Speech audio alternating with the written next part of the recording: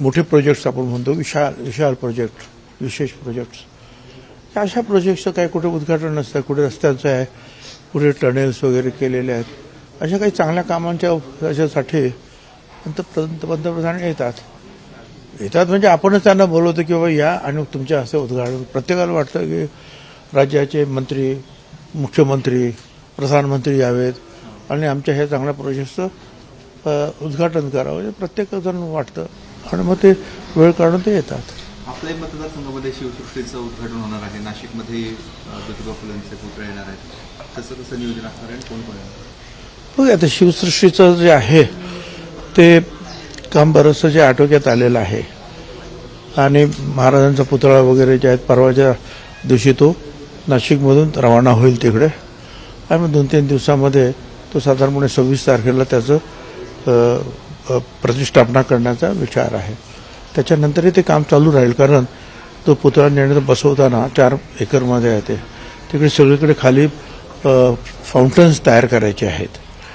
आता ते जर मग तो ट्रक आणि ते क्रेन्स वगैरे जे ते आतमध्ये जाणारच नाहीत, त्याच्यामुळे ह्या सगळ्याच्यामध्ये अगोदर पुतळा बसवून प्रतिष्ठापना करून मग उरलेलं ते काम जे काय राहील ते काम आणखी मग पुढे चालू ठेवतो. महत्वाची जी मोठी कामं जी आहेत, बुरुज, दरवाजे आणि ते सगळं ते फार मोठं काम तुम्ही बघितलं असेल ते पूर्ण झालेलं आहे. तर त्याचं हे होईल लॉन्चिंग जे आहे उद्घाटन 26 तारखेला आणि हे जे आहे हे 22 तारखेचं होतं, परंतु तिघांची ज्या तारखा जुळेनात त्याच्यामुळे 28 तारीख आता त्यांनी सांगितलं की आम्ही 28ला तिघेजण येतो आहोत, ते मुख्यमंत्री आणि दोन्ही उपमुख्यमंत्री मुंबई नाक्याला महात्मा फुले आणि सावित्रीबाई फुलेंच्या पुतळ्याच्या उद्घाटनासाठी. ते काम पण पूर्ण झालं आहे. साहेब, एकीकडे मराठा विरुद्ध ओबीसी अजूनही सुरू आहे वाद, तर दुसरीकडे आता धनगर विरुद्ध आदिवासी असा एक प्रश्न पुन्हा एकदा पेटलेला आहे. निवडणुका जवळ आल्या की आरक्षणाचा मुद्दा अशा पद्धतीने पुन्हा एकदा हाती घेतला जातो. काय आता जेव्हा मी कुणाच्या बाजूने कोणाच्या विरुद्ध बोलणार नाही, मी एवढंच सांगेन की बाबा सगळ्यांना जे आहेत त्या सुखसोयीच्या आहेत मिळाल्या पाहिजेत, त्या दृष्टीने प्रयत्न करायला पाहिजेत. आता मराठा समाजाला पण वेगळं आरक्षण दिलेलंच आहे. नंतर आता किती 55 लाख काय कुणबी सर्टिफिकेट वगैरे कुणबी नोंदी सापडल्या. आता त्याच्यानंतर काहीतरी कुठलं तरी हैदराबाद गॅझेट, अमकं गॅझेट, आता ते चालूच राहिलं. ते मारुतीच्या शेपटासारखं जे आहे त्या पुराणामध्ये ऐकलेलं होतं कथेमध्ये, तसं एक झालं का एक झालं का एक, नाही तर बसले उपोषणाला. आता ते बसले म्हणून ओबीसीची मंडळी पण सगळी बसली. मग त्याच्यामध्ये वंजारी समाजाचे आहेत, लाट समाजाचे आहेत, माळी समाजाचे आहेत, अशा वेगवेगळे भटक्या असे सगळे बसलेत, ते पण बसलेत.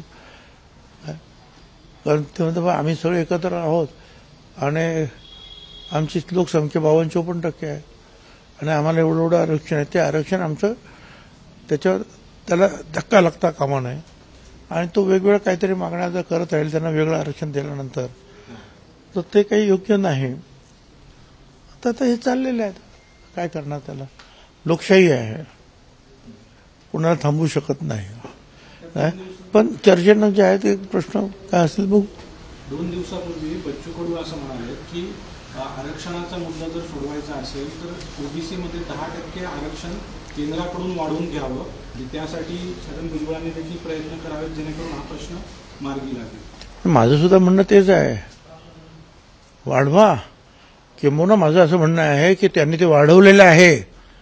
10% इकॉनॉमिकल बॅकवर्ड क्लास एबीसी हा त्याचाच परिपाक आहे आणि त्याच्या अगोदर मराठा समाज, गुजरातमध्ये पाटीदार समाज, पुढे गुजर, तिकडे जाट, आंध्रामध्ये कापू, हे सगळ्यांची आंदोलनं सुरू होती आणि मग 10%चा फॉर्म्युला आणला वेगळ्या पद्धतीनं इकॉनॉमिकल बॅकवर्ड क्लाससाठी, बरोबर. आणि त्याच्यानंतर गुजरातची आंदोलन बंद झाली, जाट समाजाची बंद, गुर्जर बंद, कापू बंद, सगळे. कारण त्याच्यामध्ये जे आहे त्यांना आरक्षण भरपूर मिळालं. महाराष्ट्रात सुद्धा 10% आरक्षण जे होतं त्याच्यामध्ये 8.5% फक्त एका मराठा समाजाचे लोक होते. खरं म्हणजे ते अतिशय चांगलं होतं. बाकी कोण जाणार आहे नोकऱ्या करायला? आणि कोण का मारवाडी जाणार आहेत? मारवाडी बंधू जाणार ना का? काय बाकीचं काय तर ब्राह्मण बंधू जे आहे ते फार थोडेफार जाणार. मग राहिलं कोण येतं मराठा समाजात? 10% म्हणजे 8.5% ते सोडलं नाही. आम्हाला सगळं मग वेगळं आणखीन 10% दिलं. परत कुणबी, आता कुणबी म्हणून जे आहेत त्याच्यामध्ये 17% आरक्षण शिल्लक आहे. वेगवेगळ्या भटक्या मुक्तांना वगैरे सगळं त्याच्यामध्ये आहे 450 जाते. त्याच्यामध्ये त्यांना बसायचं आहे आणि त्याच्यामध्ये प्रचंड मोठी कॉम्पिटिशन आहे. एका तुमच्या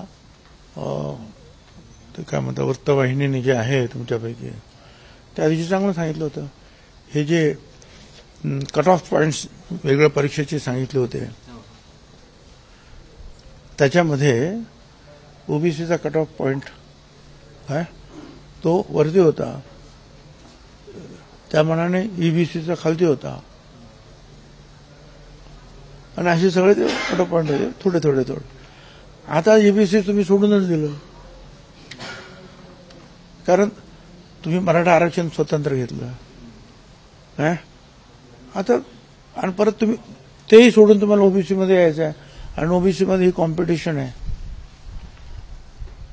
भटका विमुक्त समाजाचे लोक मुलं सुद्धा जे आहेत ते सुद्धा 2-4 मार्कांनी फक्त इकडे तिकडे कमी आहेत मेरिटमध्ये.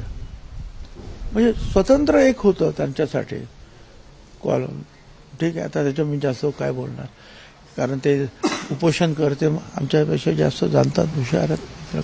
साहेब, जागा वाटपाची चर्चा एका बाजूला मुंबईमध्ये सुरू आहे आणि स्थानिक पातळीवर दावे प्रतिदावे केले जात आहेत. शिवसेना म्हणते आमचा जिल्ह्यातील 7 जागांवर दावा आहे तर भाजप 15 जागांवर दावा करते.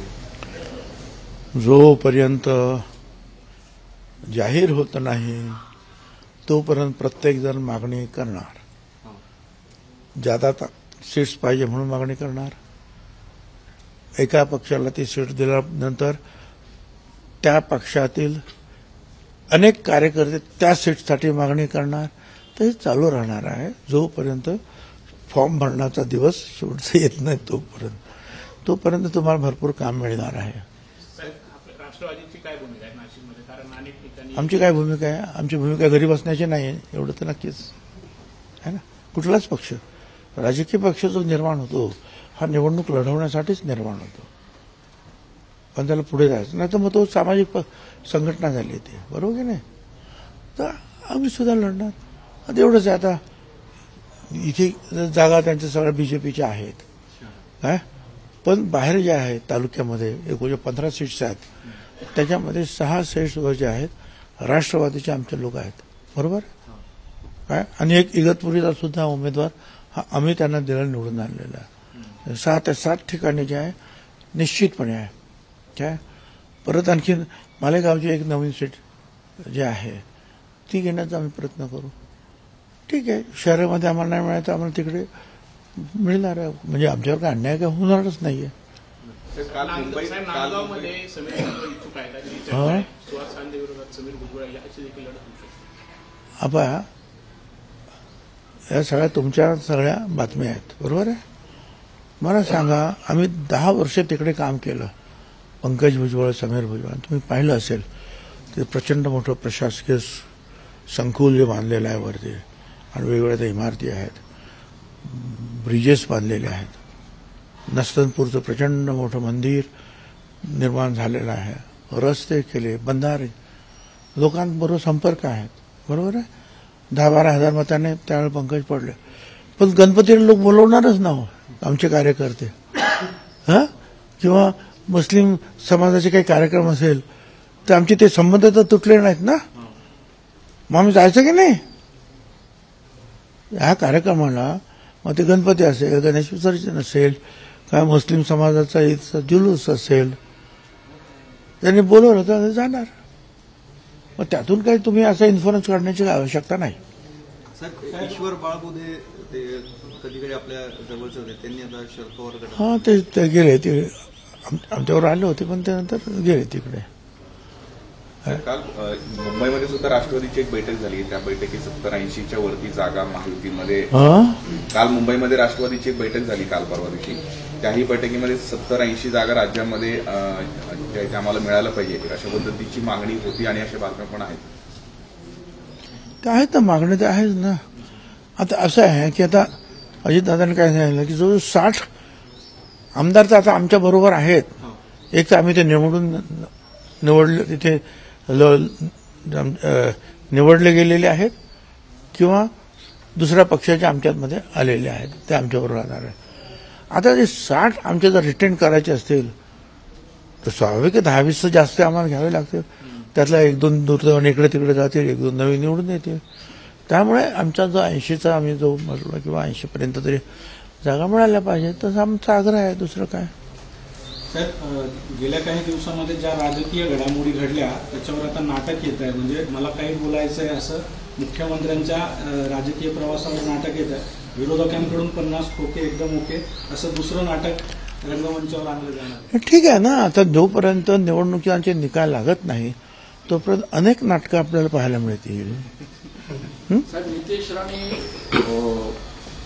राणे आणि अजितदादा यांच्यामध्ये तलगीतुरा सुरू आहे. अजितदादांनी नितेश राणेंनी वक्तव्य जास्त वादग्रस्त करू नये यासाठी केंद्राकडे त्यांची तक्रार केली. नितेश राणे म्हणतात की कोणी कितीही तक्रार करू द्या, मला फरक पडत नाही. नाही, मला सगळ्यांनाच सांगायचं आहे.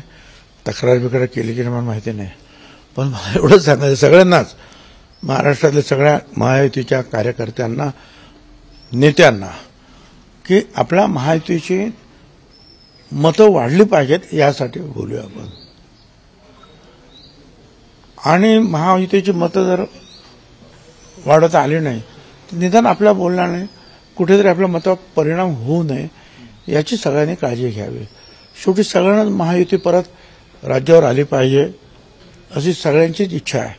ती नितेश राणेची, नारायणराव राणेंची पण आहे, अजितदादांची, माझी आहे, एकनाथरावांची आहे, बीजेपीची आहे, सगळ्यांची.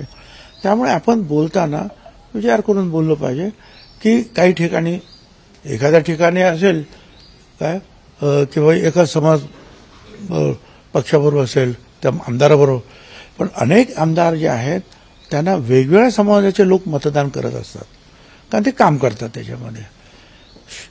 शेवटी जर सरकार यावं अशी आपली इच्छा असेल तर आपले सगळेच आमदार जे आहेत चांगल्या मताने निवडून आले पाहिजेत. त्यांच्या मतावर कुठे परिणाम होणार नाही एवढी आपण फक्त काळजी घ्यायची. बाकी कोणाचा काही बद्दल विरोध करण्याचं काही कारण नाही. बाळासाहेब थोरात असं म्हणतायत की महाविकास आघाडीमध्ये काँग्रेस हाच मोठा पक्ष असणार आहे आणि काँग्रेस हाच मुख्यमंत्री होईल. उद्धव ठाकरे गेल्या काही दिवसापासून मुख्यमंत्र्याचं नाव जाहीर करा अशी मागणी करत होते. मग तुम्ही काय करू? मला विचारलं तर मी सांगेन त्यांना काय करायला पाहिजे. हे चालणार आहे. आघाडीचं राजकारण म्हटल्यानंतर, युतीचं राजकारण म्हटलं तू माय चालणार आहे. शेवटी निवडणुका लागल्यानंतर पहिल्यांदा मेजॉरिटीमध्ये तर या आणि मग मुख्यमंत्री कोण आहे ते ठरवा म्हणा. पण आपण तुमचं मेजॉरिटीने तोपर्यंत मुख्यमंत्र्यांसाठी आपण जेव्हा बोलत राहिलो तर काय तक्रार होणार आपसामध्ये. पेसा भरतीच्या मागणीसाठी मागच्या महिन्यातच महिनाभर आंदोलन करण्यात आलं होतं. 15 सप्टेंबरपर्यंत आश्वासन मुख्यमंत्र्यांनी दिलं होतं, मात्र अजूनही ते पूर्ण झाले नसल्यामुळे आदिवासी पुढे ते आक्रमक आहे आणि त्यातच धनगरांचा देखील मुद्दा आलेला आहे. त्या पुन्हा एकदा ते रस्त्यावर उतरण्याची त्यांनी इशारा. थोडं आहे असं आहे की सगळ्याच प्रश्नामध्ये जे आहेत स्वतः मुख्यमंत्री आणि मंत्रिमंडळ लक्ष घालत आहे आणि शांततेने हे प्रश्न कधी सोडवता येतील, कुणाला एकमेकांना दुखवता याचे प्रयत्न आपण करतो आहोत. साहेब, वन नेशन वन इलेक्शनच्या हालचाली सुरू झालेल्या आहेत, काय वाटतं? हा, आता तो एक प्रस्ताव जो आहे हा आता देशासमोर मांडण्यात आलेला आहे. समजा आता त्याच्यामध्ये जे आहे देशातील मतमतांतर जे आहेत ते घेतले जाते, प्रत्येक राज्याचं मतमतांतर घेतलं जाईल आणि मग विचारार्थी त्याच्यामध्ये काय काय अडचणी होऊ शकतात हे सुद्धा आता वर्तमानपत्रातून यायला लागलं. ही अडचण त्याच्यामध्ये आहे, ती अडचण आहे. तर हे सगळ्या अडचणींना कशी मात करणार तुम्ही, याचा सगळा उहापोह होईल, विचार होईल आणि नंतर मग याच्यावर काय तो निर्णय होईल. मग तो सकारात्मक आहे कसा आहे काय ते आपल्याला पुढे